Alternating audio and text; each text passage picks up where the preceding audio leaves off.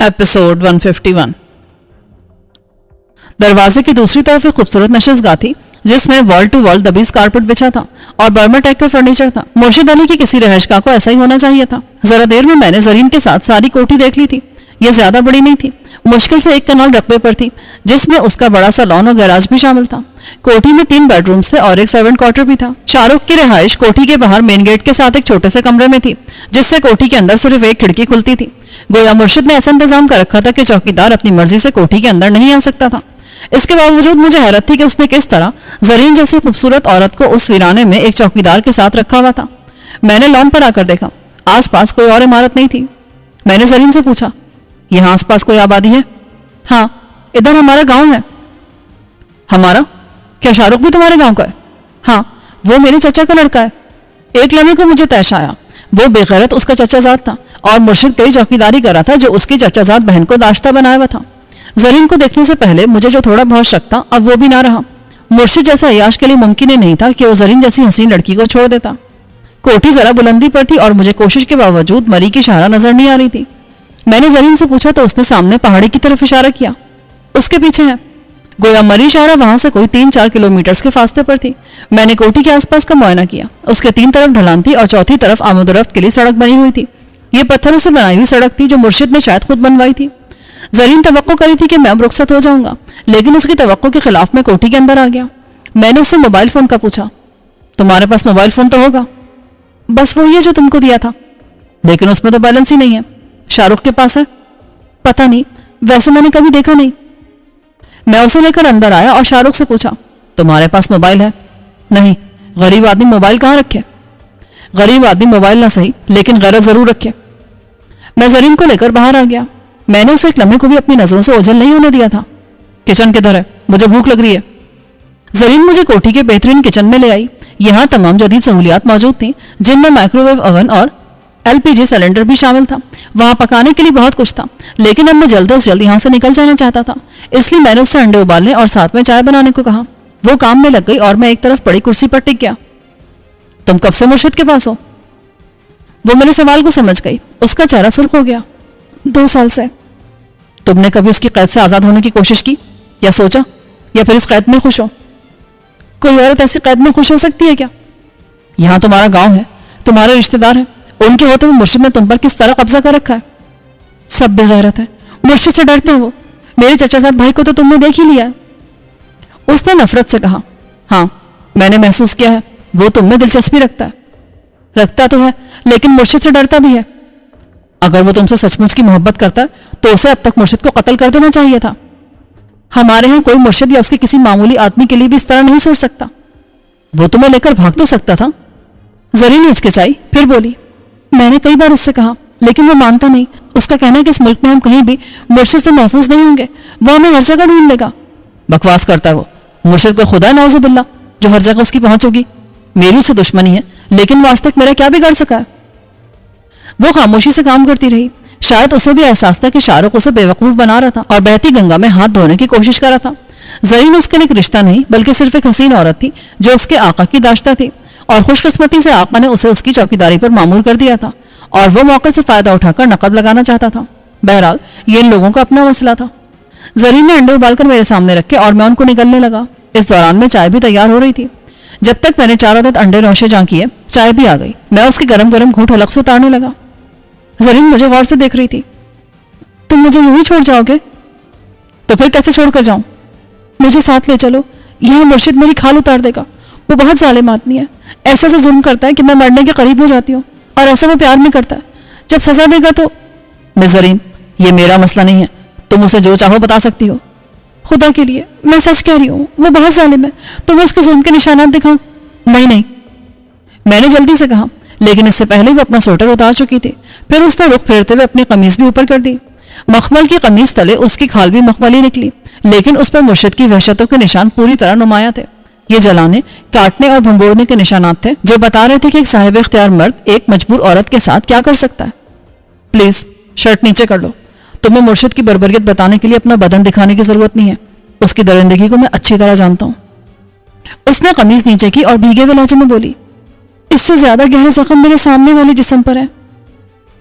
میں نے گہری سانس لی اور کسی قدر درست لہجے میں بولا, میں نے کہا تھا نا تمہیں یہ سب دکھانے کی ضرورت نہیں ہے اور نہ بتانے کی ضرورت ہے, صرف یہ کہہ دینا کافی ہے کہ تم مرشد کی داشتہ ہو. وہ شرمندہ ہو گئی. مجھے بھی اپنے الفاظ کی بے رحمی کا احساس ہوا. معاف کرنا, اصل میں اس مزاج کا آدمی نہیں ہوں, مجھے عورت کی عزت کرنا سکھایا گیا ہے. تب بھی تم مجھے جہنم سے نہیں نکال کر لے جا سکتے؟ میں کہاں لے جا سکتا ہوں, میں تو خود در بدر مارا مارا پھر رہا ہوں, اور تم نے خود کوشش کیوں نہیں کی؟ میں اکیلی عورت کہاں جا سکتی ہوں؟ اور تم دیکھ رہے ہو مقدر نے مجھے کیسا بنایا ہے. کیا میں کہیں مردوں سے بچ کر سکون سے رہ سکتی ہوں؟ اگر میں یہاں سے بنا سوچے سمجھے نکل جاتی تو آج ایک مرشد کے بجائے نہ جانے کتنے مرشدوں کا شکار ہو گئی ہوتی. یو آر رائٹ, جب تک تقدیر تمہارے لیے آسانی نہیں کرتی ہے تمہیں یہیں رہنا چاہیے. بس یہی سوچ کر یہاں سے نہیں نکلی, لیکن اب تم ایک امید بن کر آئے ہو. تم مرشد کے دشمن ہو, طاقتور بھی ہو, مجھے پناہ بھی دے سکتے ہو. یقین کرو میں 2 وقت کے کھانے اور تن کے کپڑوں کے علاوہ کچھ نہیں مانگوں گی تم سے. میں ملازمہ بن کر رہ لوں گی. زرین, میں تمہیں ساتھ لے کر نہیں جا سکتا. ابھی مجھے خود نہیں معلوم کہ میں کہاں جاؤں گا. تمہیں بچانے کے لیے میں یہ کر سکتا ہوں کہ تم دونوں کو بند کر جاؤں. شاہ رخ کے ساتھ؟ نہیں, میں اس کے ساتھ بند ہونا پسند نہیں کروں گی. وہ تمہارا کزن ہے. بے شک ہے, لیکن وہ میرے لیے اچھے ارادے نہیں رکھتا. ابھی تک تو اسے مرشد کا خوف ہے اور میرا رویہ اسے مجبور کرتا رہتا ہے. لیکن اگر میں اس کے ساتھ بند ہو گئی تو شاید وہ اس موقع سے فائدہ اٹھا لے. پہلے میرا خیال تھا کہ زرین نے مرشد کے دیے ہوئے موقع سے فائدہ اٹھا کر چوکیدار سے تعلقات قائم کر رکھے تھے, لیکن اب مجھے پتا چلا کہ وہ اندر سے شریف عورت ہی تھی. مرشد سے تعلق اس کی مجبوری ہے اور اس سے اس کی شرافت پر کوئی حرف نہیں آتا, اور اسی وجہ سے وہ شاہ رخ میں دلچسپی لینے کے باوجود اس سے وہ تعلق قائم کرنے کو تیار نہیں تھی جس کی ہمارا معاشرہ اور مذہب اجازت نہیں دیتا ہے. میں تذبذب میں تھا. سچ تو یہ تھا کہ اس کے سوال کا جواب میرے پاس نہیں تھا. میں نے چائے کا مگ نیچے رکھا اور کھڑا ہو گیا. اس کے چہرے پر مایوسی چھا گئی. آئی ایم سوری زرین, میں چاہنے کے باوجود تمہاری کوئی مدد نہیں کر سکتا. وہ میرے ساتھ باہر تک آئی. تو کیا تم مجھے ایسے ہی چھوڑ جاؤ گے؟ ہاں, تو کیسے چھوڑ کر جاؤں؟ تم مجھے باندھ کر جاؤ تاکہ مرشد کو کسی حد تک تمہیں یقین دلا سکوں کہ میں نے اپنی مرضی سے تمہارے ساتھ تعاون نہیں کیا تھا بلکہ مجبوراً کیا تھا.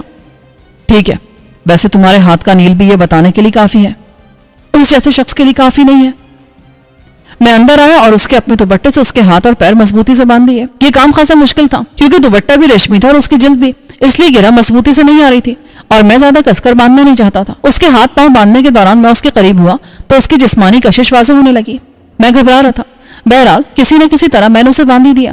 میرا ارادہ تھا کہ یہاں سے نکلنے کے بعد کسی محفوظ مقام پر پہنچ کر مرشد کو کال کر کے بتا دوں گا کہ میں اس کے آدمیوں کو بے بس کر کے نکل آیا ہوں. بس کچھ دیر اور برداشت کر لو, پھر مرشد کے آدمی آ کر تمہیں آزاد کر دیں گے. ہو سکتا ہے زندگی کی قید سے ہی آزاد کر دیں. ویسے بھی مرشد کا دل اب مجھ سے بھر گیا ہے اور ایسا لگ رہا ہے جیسے وہ مجھ سے جان چھڑانا چاہتا ہے. مرشد جیسے لوگ کسی کا لحاظ نہیں کرتے. اگر اس نے تم سے جان چھڑانی ہوتی تو اب تک وہ یہ کام کر چکا تھا. ویسے میرا نہیں خیال کہ وہ کبھی تمہیں چھوڑنا پسند کرے گا. کیوں؟ کیونکہ میں نے دنیا بھر کی عورتیں دیکھی ہیں لیکن تمہاری جیسی خوبصورت عورتیں بہت کم دیکھی ہیں. میرا نہیں خیال کہ کوئی شخص تم سے جان چھڑانا چاہے گا چاہے وہ مرشد جیسا عیاش ہی کیوں نہ ہو. وہ شرمائی, پھر بولی, لیکن مرشد انسان نہیں ہے جو کسی عورت کی خوبصورتی سے ہمیشہ کے لیے متاثر ہو جائے. وہ ایک ایسا درندہ ہے جسے گوشت کھانے سے مطلب ہے اور اس کا دل بہت جلد بھر جاتا ہے. بہرحال مجھے امید ہے کہ مرشد تمہارے ساتھ برا سلوک نہیں کرے گا. وہ بے وقوف نہیں ہے. وہ جان جائے گا کہ میں نے تمہیں کس طرح آزاد کرایا اور اس کے بعد وہ شاید مجھے معاف نہ کرے. تم اس کے لیے بہت اہم آدمی ہو. یہ تو میں بھی جانتا تھا کہ میں مرشد کے لیے کتنا اہم تھا اور میرے فرار کے بعد اس کا عتاب یقیناً ان دونوں پر نازل ہوتا. خاص طور سے زرین اس کے غصے کا نشانہ بنتی کیونکہ اسی نے شاہ رخ کو آواز دے کر باہر سے بلوایا تھا جس کے بعد میں آزاد ہو گیا تھا. میں تذبذب میں پڑ گیا. میرے اندر سے کوئی کہہ رہا تھا کہ پہلی فرصت میں یہاں سے نکل بھاگو, لیکن دوسری جانب میرا ضمیر اس مجبور اور مظلوم عورت کو اس طرح چھوڑ کر جانے کی اجازت نہیں دے رہا تھا جو بعد میں یقینی طور پر اس کے عتاب کا نشانہ بنتی. لیکن میں اسے ساتھ لے کر کہاں پھرتا؟ اچانک مجھے خیال آیا کہ میں اسے عبداللہ والی کوٹھی میں رکھوا سکتا تھا.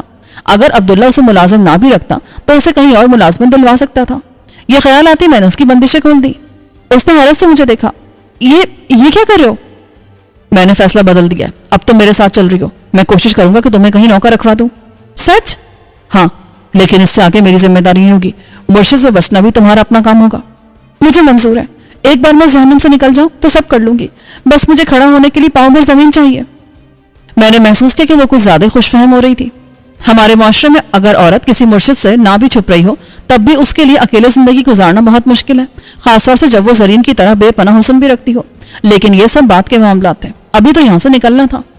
اسے کھولنے کے بعد میں نے مشورہ دیا, اپنی جو چیزیں لینی ہیں ساتھ لے لو. وہ لپک کر ایک کمرے میں گئی. میں اس کے پیچھے تھا. اگرچہ میں نے اس کی مدد کا فیصلہ کیا تھا لیکن ابھی میں اس پر اعتبار کرنے کو تیار نہ تھا. اس نے ایک الماری کھولی اور اس میں موجود سارے کپڑے نکالنے شروع کر دیے. میں بوکھلا کر بولا, ارے بی بی یہ کیا کر رہی ہو, بس ضرورت کے چند کپڑے رکھ لو. اس نے ایک چھوٹا سا بیگ نکالا اور اس میں اپنی چیزیں بھرنی شروع کر دی. اس نے چپل پہن رکھی تھی. میں نے اشارہ کیا, اگر مضبوط جوتے ہیں تو وہ پہن لو کیونکہ ہمیں پیدل جانا ہوگا. اس نے جوتے نکال کر پہن لیے. ہم باہر آئے تو اس نے شاہ رخ کے بارے میں پوچھا. اس کا کیا ہوگا؟ کیا اسے بھی ساتھ لے کر چلنا ہے؟ نہیں میں تو ایسے ہی پوچھ رہی تھی. اسے یہاں کچھ نہیں ہوگا, جلد یہاں سے آ کر اسے کوئی نکال لے گا. آگے اس کی قسمت ہے کہ مرشد اس کو معاف کرتا ہے یا نہیں. شاہ رخ کے لیے اس کے دل میں نرم گوشہ تھا, اس لیے وہ اس کے بارے میں فکر مند ہو رہی تھی, لیکن اس نے مجھ سے دوبارہ کچھ نہیں کہا. ہم باہر آئے. ابھی ہم لان میں گیٹ سے دور تھے کہ مجھے سڑک پر ایک بڑی گاڑی مڑتی دکھائی دی. خطرے کے احساس کے ساتھ میں نے زرین کی طرف دیکھا تو وہ خود بھی پریشان لگ رہی تھی. یہ مرشد کے لوگ ہیں, میں اس گاڑی کو پہچانتی ہوں. اب سامنے سے جانا ممکن نہیں رہا تھا. اول تو ان کی نظر سے بچ کر جا نہیں سکتے تھے, دوسرے سڑک پر پکڑے جانے کا زیادہ امکان تھا. اس جگہ سے نکلنے کا کوئی اور راستہ ہے؟ نہیں, 3 طرف ڈھلان ہے اور اس سے اترنا بہت مشکل کام ہے. اس نے انکار کیا, لیکن میں اس سے پہلے بھی اس قسم کے مشکل کام کرتا رہا تھا. میں نے پہلے گیٹ کو اندر سے بند کیا اور پھر اس کے ساتھ کوٹھی کے عقبی حصے میں آیا. یہاں دیوار کے پاس کچھ زمین تھی, لیکن اس کے بعد ڈھلان کچھ ایسے نیچے گئی تھی کہ بس اللہ ہی اللہ تھا. میں نے زرین سے کہا, تم اس ڈھلان سے اتر سکتی ہو؟ کوشش کرتی ہوں. وہ ڈر کر بولی, بس تو چلو. میں نے اس کا بیگ دیوار کے دوسری طرف پھینک دیا اور پھر اسے کمر سے پکڑ کر اوپر اٹھانے کی کوشش کی, لیکن یہ کوشش ناکام ہو گئی. میں نے اس سے کہا, میری کمر پر چڑھ کر دوسری طرف کود جاؤ. وہ دیوار پر چڑھی لیکن دوسری طرف نہیں اتری. اسے ڈر لگ رہا تھا. میں دیوار پر چڑھ کر دوسری طرف کودا اور پھر سہارا دے کر اسے بھی اتار لیا. جب اس نے پہلی بار عملی طور پر اس ڈھلان کو دیکھا تو اترنے سے صاف انکار کر دیا. میں اس سے نہیں جا سکتی. اگر تم نہیں گئی تو یہیں رکو, میں جا رہا ہوں. بعد میں مرشد اور اس کے جلادوں کو جواب دیتی رہنا. مرشد اور اس کے جلادوں کو تصور سے لرزا دیا. میں چلتی ہوں. شاباش, میرے پیچھے آؤ اور آواز مت نکالنا, بے شک کھائی میں گر جاؤ تب بھی. میں نے اس کا بیگ اٹھا لیا. میں نیچے اترنے لگا. یہ ڈھلان دیکھنے میں خطرناک لگ رہی تھی. در حقیقت اتنی خطرناک نہیں تھی کیونکہ اس میں پتھر بھی ابھرے ہوئے تھے اور جھاڑیاں بھی تھی جن کو پکڑ کر آرام سے نیچے اترا جا سکتا تھا. لیکن یہ آسانی میرے لیے تھی کیونکہ مجھے اس قسم کی ڈھلانوں پر چڑھنے اور اترنے کا وسیع تجربہ تھا. زرین کو اس قسم کا تجربہ نہیں تھا. اگرچہ وہ ایک پہاڑی گاؤں کی رہنے والی تھی, لیکن اس نے شاید ہی کبھی ایسی کسی ڈھلان پر قدم رکھا ہو, اور اس نے اس کی فوراً تصدیق بھی کر دی. اس نے کانپتی ہوئی آواز میں کہا, میں کبھی ایسی پہاڑی سے نہیں اتری. کوئی بات نہیں, یہ اتنا مشکل بھی نہیں ہے. لیکن اس نے فوراً پھسل کر میری بات کو غلط ثابت کیا. وہ میرے پاس سے ہوتی ہوئی نیچے جا رہی تھی کہ میں نے اسے پکڑ لیا, ورنہ اس کا سفر 200-250 فٹ سے پہلے رکنے والا نہیں تھا. بڑی مشکل سے اس نے چیخ ضبط کی اور مجھ سے لپٹ کر تھر تھر کانپنا شروع کر دیا. میں نہیں اتر سکتی. اتر سکتی ہو؟ اچھا میں تم کو سہارا دیتا ہوں. اب میں خود اترنے کے ساتھ اسے بھی سہارا دے رہا تھا. نتیجے میں میری رفتار نسبی نہیں تھی. بہرحال اب میں کیا کر سکتا تھا؟ یہ مصیبت میں نے خود گلے لگائی تھی. زرین کا بیگ میرے لیے مشکل کرا تھا کیونکہ اس کو لٹکانے والی صرف ایک بیلٹ تھی جس سے اسے شانے سے لٹکایا جا سکتا تھا. اگر اس کے پشت پر لٹکانے والے اسٹریپ ہوتے تو میرے لیے بہت آسانی ہو جاتی. ایک مشکل جگہ سے اترتے ہوئے زرین لڑکھڑائی.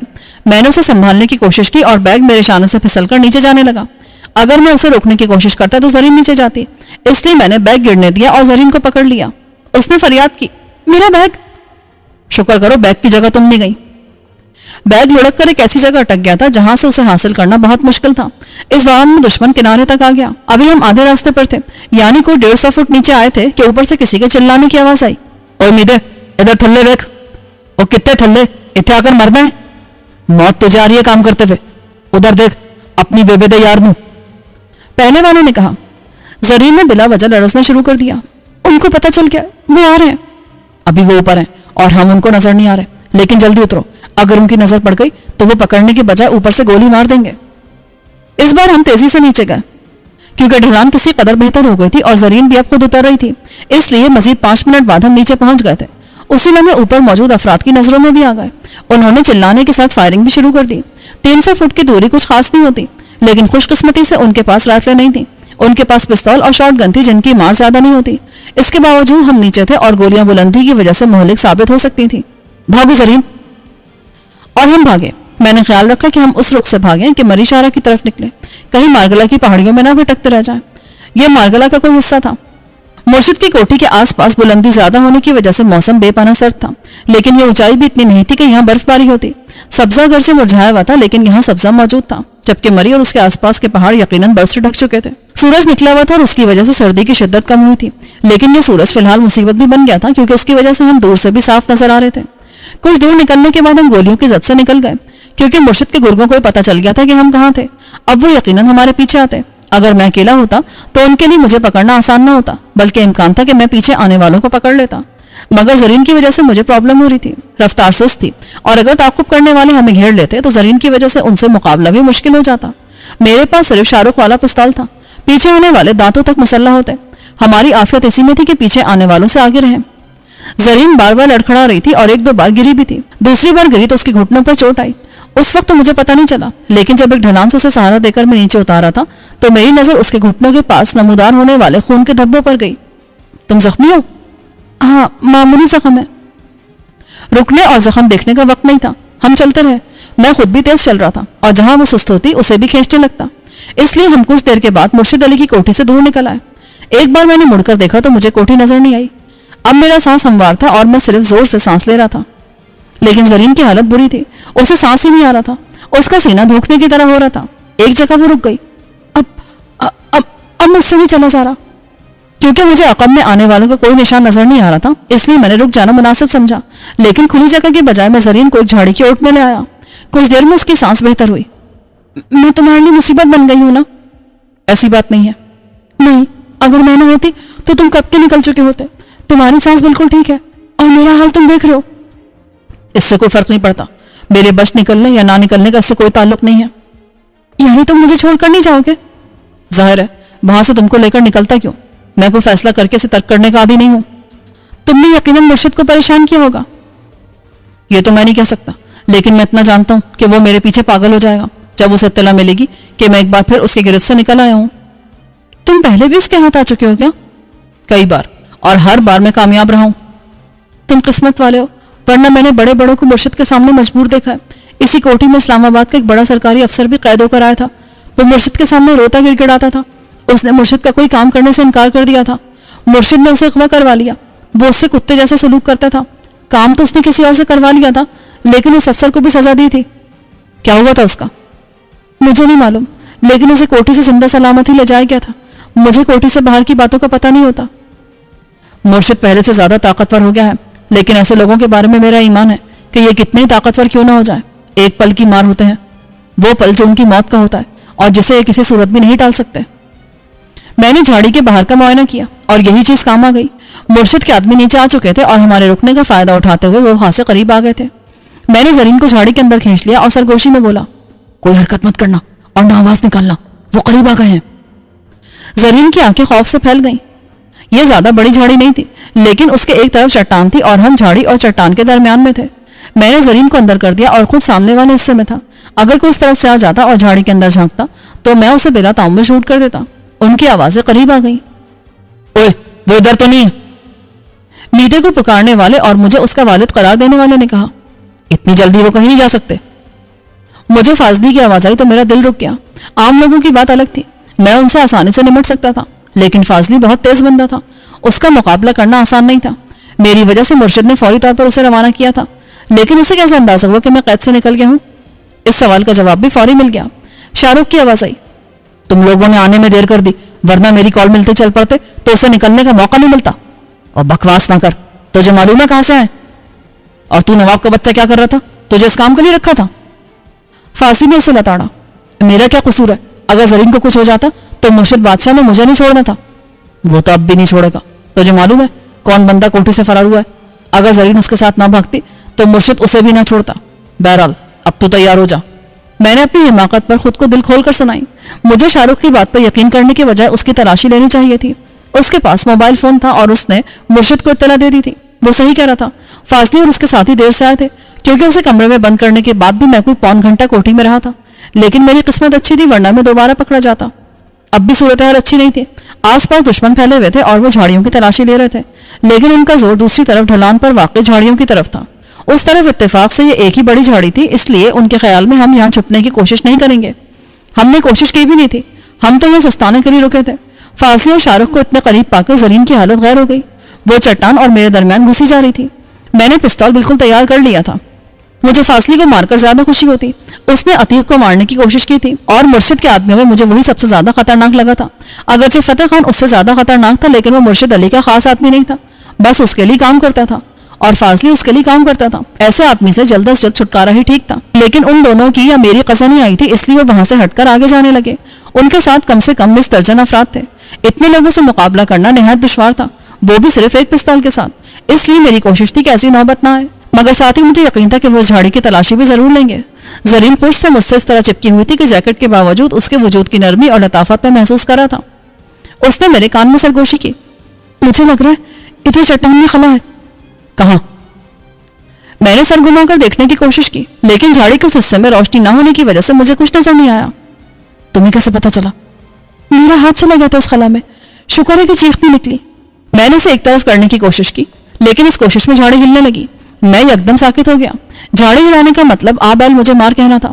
دوسرے فوراً متوجہ ہو جاتے۔ تم پیچھے ہو کر اس خلا کا جائزہ لو۔ نہیں، اس میں کوئی کیڑا یا چوہا ہوا تو؟ وہ تمہیں کھا نہیں جائے گا زرین، مجھے جانے کے لیے تم پر سے گزرنا پڑے گا، اور اس دوران میں جھاڑی ہلی تو ان لوگوں کو پتہ چل جائے گا، وہ ہمیں یہی گولی مار دیں گے۔ تم مجھ پر سے گزر جاؤ۔ اس نے اجازت دے دی۔ مجبوراً مجھے اس پر سے گزر کر جانا پڑا۔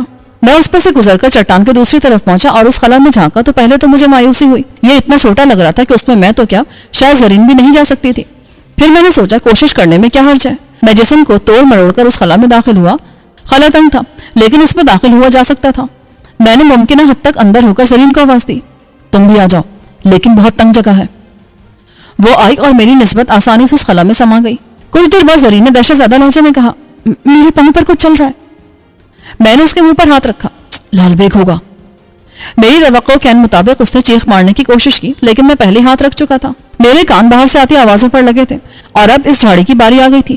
وہ لوگ اسے کھنگال رہے تھے۔ یہ میدے اور شیدے قسم کے لفنگے تھے جو کام کم کر رہے تھے، اور ان کی زبان زیادہ چل رہی تھی۔ وہ جو گفتگو اس وقت کر رہے تھے اس کا ایک لفظ بھی اشاعت کے قابل نہ تھا۔ وہ لوگ ذہنی طور پر دیوالیہ تھے۔ میرا غصے سے برا حال تھا، کیونکہ میرے ساتھ ایک عورت بھی کھڑی یہ سب سن رہی تھی، اور یہ بات بھی اس کے بارے میں تھی۔ کاش کہ میں اکیلا ہوتا تو ان کی زبانیں کھینچ لیتا۔ زرین بھی کیڑے مکوڑوں کا خوف بھول گئی۔ نہ جانے کتنی دیر تک وہ دونوں اپنے اندر کی غلاظت باہر نکالتے رہے۔ جب وہ دفان ہوئے تو میں نے سکون کا سانس لیا۔ تب مجھے احساس ہوا کہ زرین رو رہی تھی۔ میں نے اس کے منہ پر سے ہاتھ ہٹا لیا۔ مجھے افسوس ہے۔ تمہیں کیوں افسوس ہے؟ میں ہوں ہی اس قابل۔ فضول باتیں نہ کرو۔ اگر تم اس قابل ہوتی تو کیا میں تم کو ایسے لیے پھر رہا ہوتا؟ میں نے تم میں کچھ تو دیکھا ہے نا، تبھی اپنی جان کی پرواہ کیے بغیر تمہیں اپنے ساتھ لے لیا۔ یہ بھونکنے والے کتے ہیں، ان کی پرواہ کرو گی نا تو زندگی حرام ہو جائے گی۔ سچ کہہ رہے ہو کہ تمہارے نزدیک میں اتنی اچھی عورت ہوں؟ اتنی ہی اچھی جتنی کہ وہ عورت ہو سکتی ہے جسے سوا اس کے باپ، بھائی اور شوہر کی کسی نے نہ دیکھا ہو۔ تمہارے ساتھ جو کچھ ہوا اس میں تمہارا کیا قصور ہے؟ اگر پاگل کتا آدمی کو کاٹ لے تو قصور آدمی کا ہوتا ہے یا کتے کا؟ اس کی اعصابی کشیدگی کم ہونے لگی۔ وہ میرے شانے سے سر ٹکائے بے آواز روتی رہی۔ میں دل ہی دل میں اللہ کا شکر ادا کرتا رہا کہ اس نے مجھے توفیق دی اور میں ایک عورت کو ظلم اور ناانصافی کے ماحول سے نکال سکا۔ ہم کوئی آدھا گھنٹہ اس چٹانی خلا میں رہے۔ جب مجھے یقین ہو گیا کہ فاضلی اور اس کی پارٹی دفع ہو گئی ہے تو میں نے پہلے زرین کو نکلنے کو کہا۔ وہ آرام سے نکل گئی۔ اصل مشکل مجھے پیش آئی۔ میری جیکٹ 2 جگہ سے پھٹ گئی تھی اور جسم پر خراشیں آ گئی تھیں۔ زرین کو کم رگڑ کا سامنا کرنا پڑا تھا، لیکن حالت اس کی بھی زیادہ اچھی نہ تھی۔ اس کا سویٹر اور شانے سے قمیض پھٹ گئی تھی۔ ایک کونے سے خون جھلک رہا تھا۔ ابھی ہم جھاڑی میں تھے کہ میں نے زرین سے کہا، تم یہیں رکو، میں ذرا باہر کا جائزہ لے لوں۔ ادھر کو ایسی ویسی بات ہوئی تو میں ان لوگوں کو متوجہ کرنے کے لیے دور نکل جاؤں گا، اور اگر تم سے بچھڑ جاؤں تو تم اسلام آباد کے پتے پر پہنچ جاؤ گی نا؟ کوشش کروں گی۔ کیا تم مجھے چھوڑ جاؤ گے؟ نہیں، احتیاطاً کہہ رہا ہوں۔ میں نے اسے عبداللہ کی کوٹھی کا پتہ یاد کرایا۔